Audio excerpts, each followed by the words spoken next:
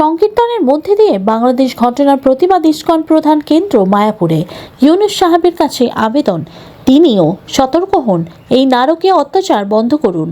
বার্তা ইসকন প্রধান কেন্দ্র মায়াপুর চন্দ্রোদয় মন্দিরের। বাংলাদেশের ঘটনা আর ভক্তদের পাশে থাকার উদ্যোগ ইসকনের।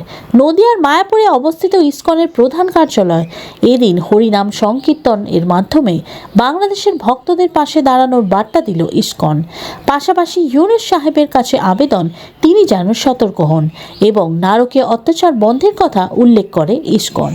ইসকন হেডকোয়ার্টার ছাড়াও বিশ্বব্যাপী সমস্ত শাখা কেন্দ্রে বাংলাদেশের ভক্তদের জন্য আজ হরিনাম সংকীর্তনের ব্যবস্থা করা হয়েছে।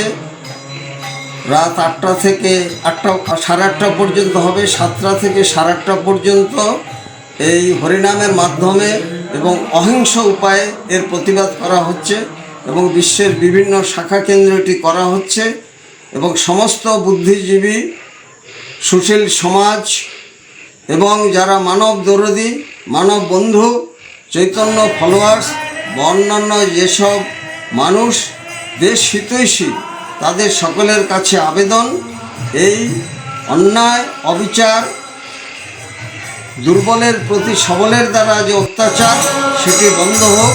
মাননীয় ইউনুস সাহেবের কাছেও আবেদন, তিনিও সতর্ক হন এবং এই নারকীয় অত্যাচার বন্ধ করুন। রসিক গৌরাঙ্গ দাস, ইসকন মায়াপুর, জনসংযোগ আধিকারিক, নদিয়া।